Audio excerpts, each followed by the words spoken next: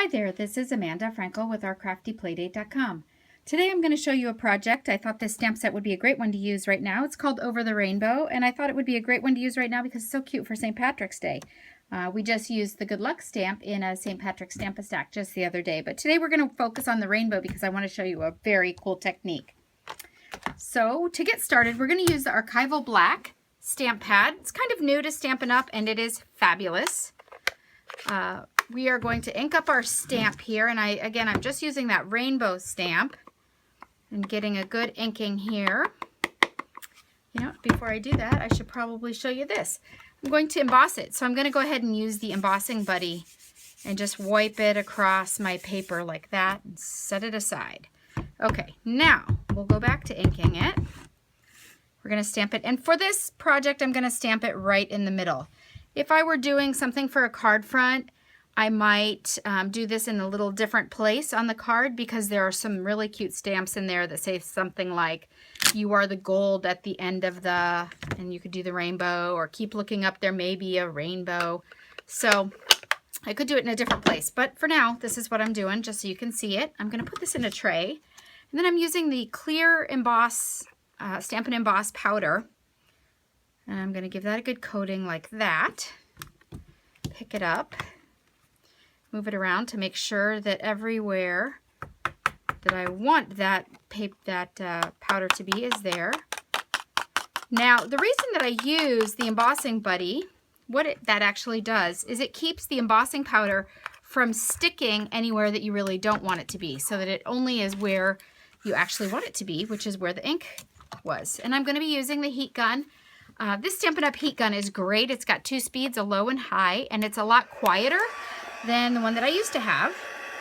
And I am going to heat emboss. Now, the trick to heat embossing really is kind of keep it moving, and you're going to notice that the letters here go from kind of a dull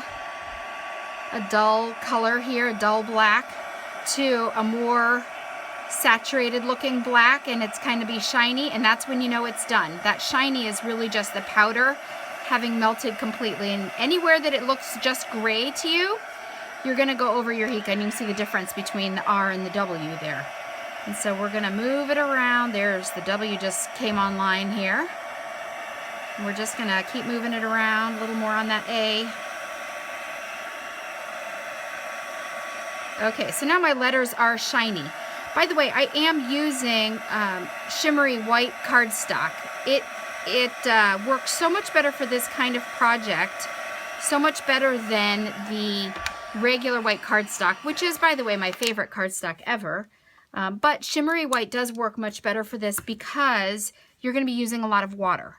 And so you don't want your other cardstock to get too crazy on you. All right. So now I've got my card, and it's a little warpy from the embossing, but I'll just force that down with some dimensionals. Okay. I am using now a Stampin' Up! Water pen, and here's the lid. It does actually come with a lid, but I filled it with just clear water, and that's all I'm going to use right now. That and Reinkers. So I'm bringing in some Reinkers here. These are just the Brights Reinkers, and they're in the catalog, and you can get them as a whole set. That's kind of how I generally do it, but you can do it just one at a time. Whenever you order an ink pad, tip, always get the Reinkers right away. You never want to run out of ink in the middle of a project, and you don't want an inked color to retire while you're still having that ink pad. Okay, so I am going to start with just the R, and I'm just going to squeeze my water pen. Participate here, guy. I'm just going to squeeze my water pen and get some water to flow. Can you see a little bit of water there? And I'm just going to run it around a little bit on my R and dry it off. And I do have a wad of paper towels off camera that I will be using. Now I'm just going to touch this. I'm not going to squeeze. You can see I didn't squeeze at all. My water's still clear. I just want the red ink to go where I have touched that. So there you go. I've got my R kind of done there. And to get the ink off, I'll bring in my wad of paper towel so you can see. To get the ink off, I'm just going to squeeze the pen until it's mostly back to normal. There we go. And then I'm ready to add more water And I'm adding some water here near my A. And I'm not really touching them yet, but I will eventually. And now I'm just going to touch my orange and let my orange fill in here. Okay. Now I'll let them kind of bleed together. Okay. And again, now I'm doing the same thing, just squeezing a little bit, getting the orange off. And now I'm going to give a little water over here. And you see, again, I'm not really touching the ink colors right away, or the water to the ink color right away, because I do want to get a stripy area of the color that I really want to be in that space before that all runs together. So I do want some yellow in there, and now I'll touch and let it come together so that it starts to kind of blend. And I can always kind of drag a little bit if I need to.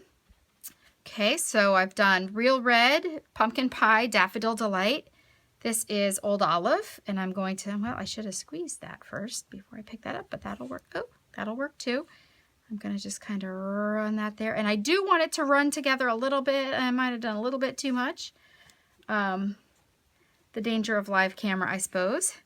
I'm going to squeeze a little over here. Again, not really letting them touch, and it's green. But I'll add my blue in there, and it'll be just fine.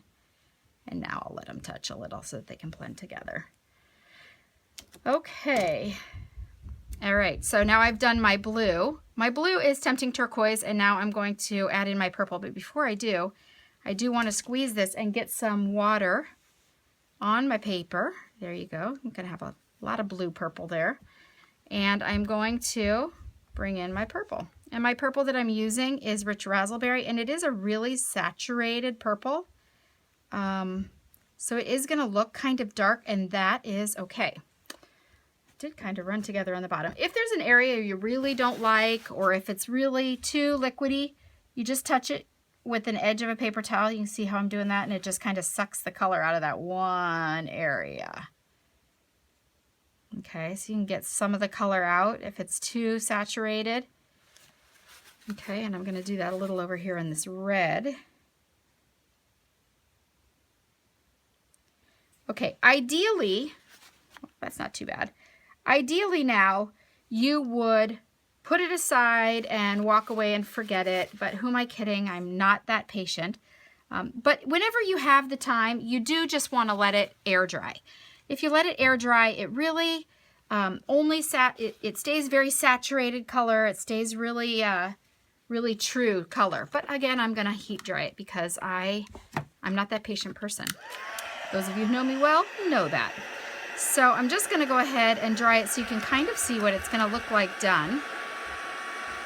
I have my heat gun on high, and if you really want to run some ink out there, you can kind of force it out a little bit with your heat gun. But I'm just gonna dry it a little bit so you can get a pretty good idea for it.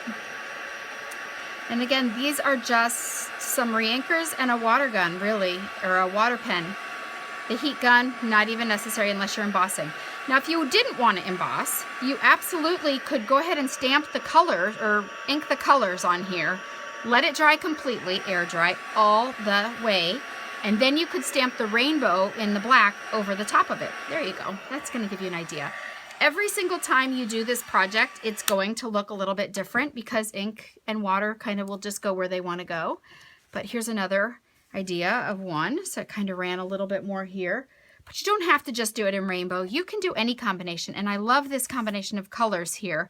This is Bermuda Bay, and I think it's Pacific Point and Bermuda Bay. Anyway, together, I think that looks really oceany. I think you could stamp some of our ocean scenes or a fish or something on there, and it would be really kind of cool. But a lot of colors look really, really cool together. So you'd want to do that and play around with it a little bit. And I hope this helps. If you are looking to purchase anything that you've seen here today, please visit my website at www.ourcraftyplaydate.com and be sure to click on your subscribe button below so that you can see all of our videos and not miss anything, because I'm going to be teaching all kinds of things. Thank you so much for stopping by, and I hope to see you soon.